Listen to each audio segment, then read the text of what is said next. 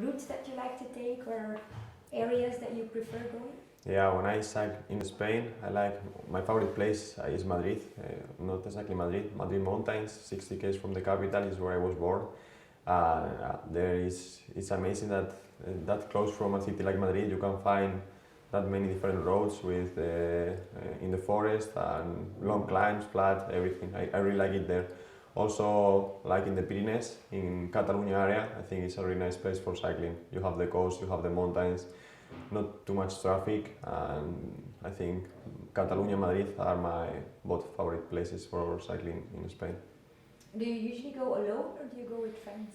It depends. It depends. If I have to train hard or do a specific work like interval training, I try to go alone because at the end you have to look just for the power and anything else, heart rate, and you cannot be.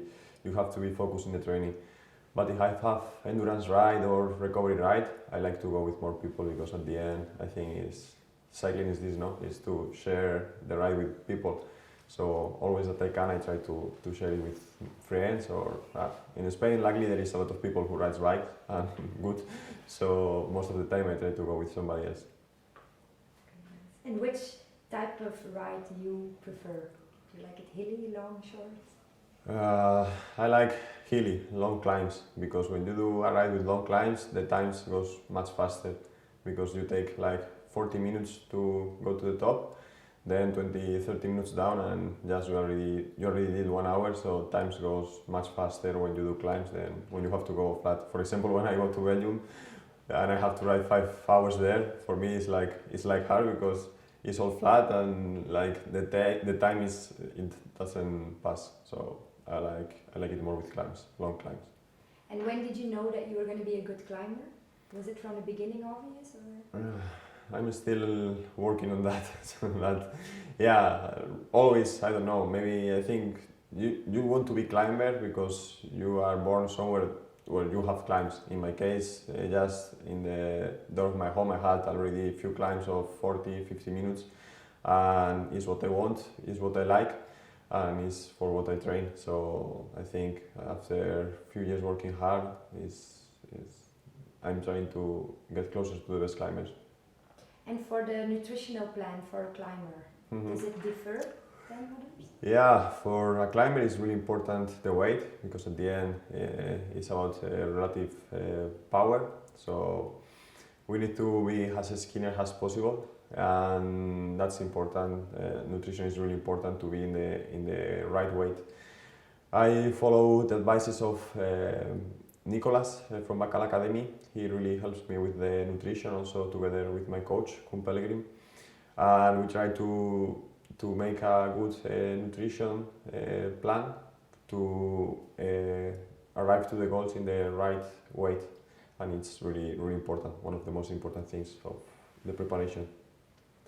And when it gets set up a plan, do you have it for all the year round, or are there periods that you have more freedom and that you more choose yourself? It would be perfect to have a plan for the all year long, but at the end, in cycling like in life, everything changes from one day to another day, so it's better to have for sure you have to have a overview for all year long, so you know which are your main goals of the season, so you have to have it in mind. But the specific preparation starts like 6-8 weeks prior the goal. Then you really can plan it, you can really be focused on what you want to do. That means be focused on training, be focused on nutrition, be focused on rest. And with these 3 things, if you do it well, for sure you will be in shape for the goal. But I think also that you cannot be 12 months per year focused in nutrition, in training and in rest, because we are cyclists or we are sportsmen, but we are persons. And sometimes you have to enjoy also life with friends, you cannot be always focused. And can you explain a little bit in general, like which nutritional guidelines do you follow throughout the year? Can you repeat? Which nutritional? Like general guidelines. Yeah, general guidelines. I try to, out my nutrition, I try to eat protein at least 3 times per day, always. First one in the breakfast. I don't eat breakfast without protein intake. Omelette or some cheese, I try to have it also always in breakfast. Also after training, always I have my recovery shake with protein, high protein shake. And then in the night also or chicken or meat, or beef or fish, always, every day. That's really important for me. Also the breakfast, I like to make the main carbohydrate intake. And in my case, I like bread. I do my own bread at home.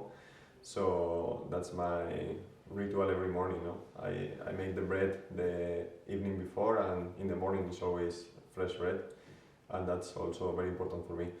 And in the night, to eat vegetables is also really important, vegetables with protein.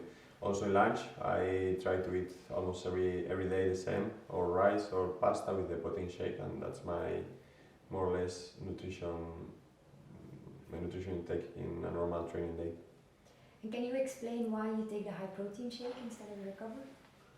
Because the high protein shake has I think 93% protein and less carbohydrates, and like for me I like to eat amount of food, and if I take, I don't know, a recovery shake with more carbohydrates, then I will have to eat less pasta or rice, and I like pasta and rice, so that's why I take just protein shake. Can you explain, you said that the really nutritional plan starts before a big race. Can you explain what the guidelines were for you for Tour Down Under?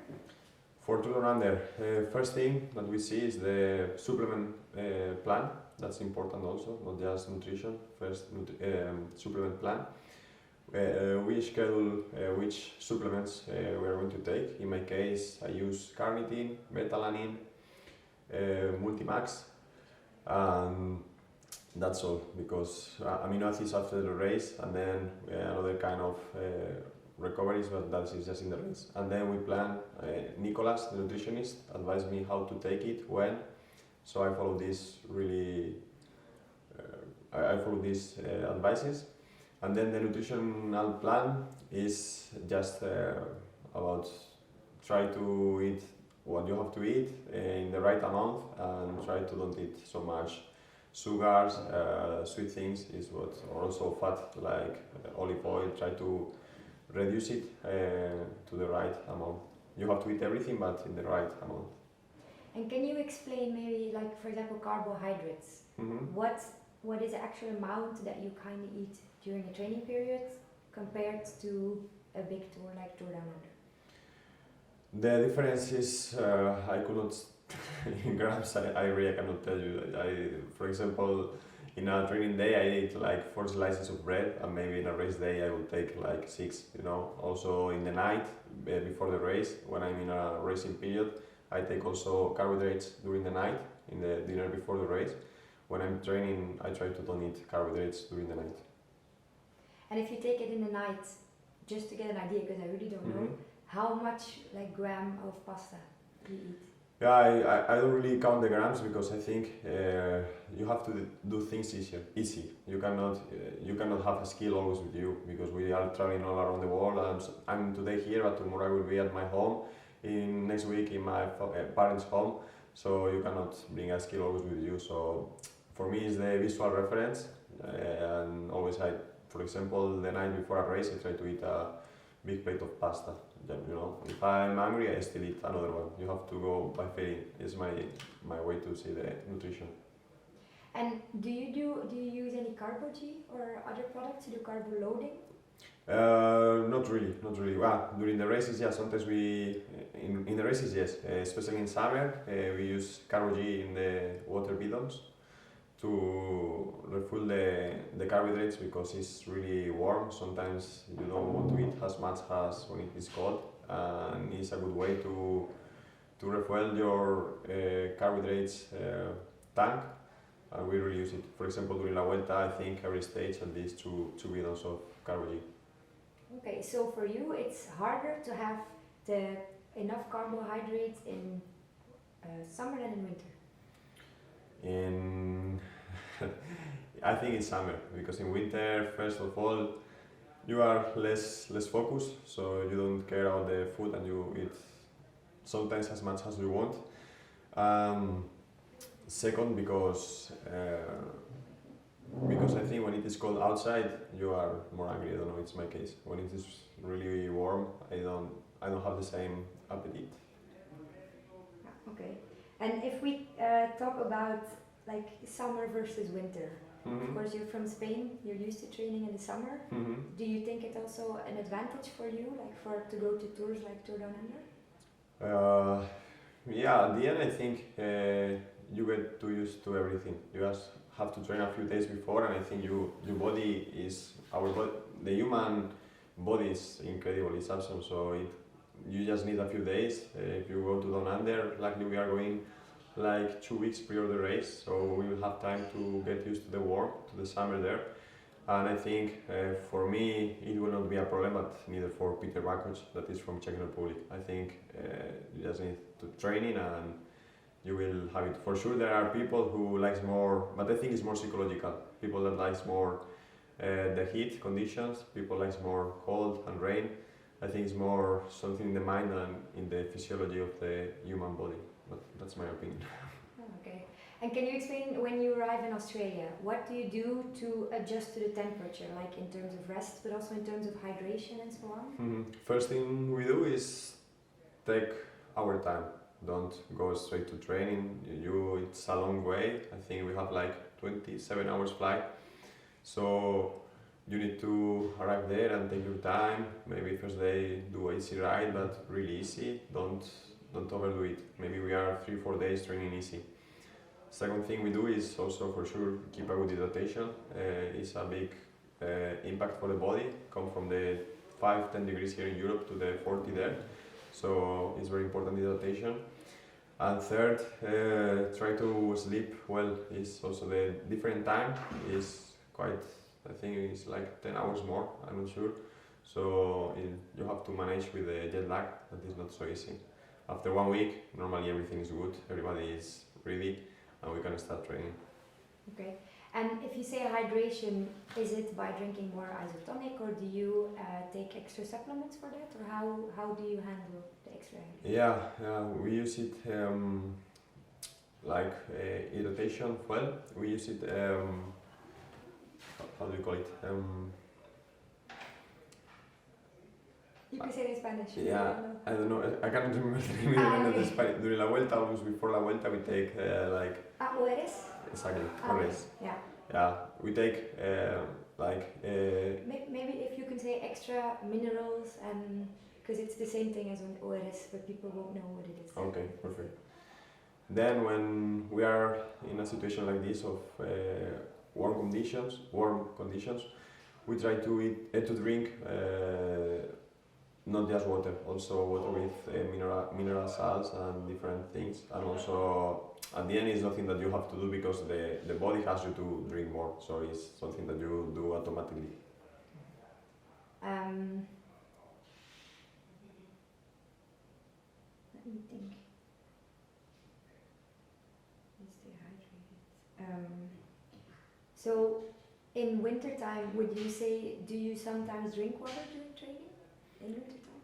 Yeah, I during winter time I drink water, of course, but it's not the same amount. Maybe for sure I think in this aspect I could do better, because you need to drink always, but at the end the body doesn't ask you for that, and you have to keep it in mind and make like a reminder every 50 minutes to drink a little bit from the bidon. And I try to do as much as possible, but for sure it's not the same in summer. And do you drink water or isotonic?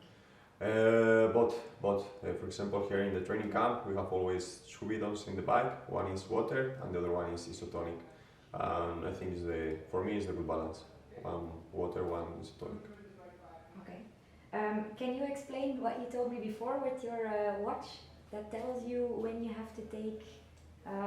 Yeah, exactly. Like for example, when we are in the races, something really important is to keep yourself. To keep yourself hydrated, but also you have to eat enough, because otherwise when arrive the final moment of the race, maybe you are empty. So for me, the strategic nutrition during the race is try to eat something, 1 bar, 1 piece of fruit, 1 gel, something every 20-30 minutes, depending of the race speed. Of course, if we are going slow, you don't have to eat the same as if you are going full gas. So I try to keep it in mind, and always I look my computer, cycling computer, and I see every 20 minutes I have to always see at 20 or 40. I try to eat something. And does it just gives you the sound when it's 20 minutes, or can you actually install? No, it's not. It's something automatic. It's not a sound. It's just something that I have in mind. When I see a number 20 or 40, is that I have to eat something. It's not nothing automatically. You could do it for sure. If you have options to make auto lap, and for sure if you say every 20 minutes make a lap, it will happen. But in my case, it's something automatic because you know that it's very important. If you forget to eat or you forget to drink, you are lost. All the training done for the race can be gone for a simple mistake. Okay.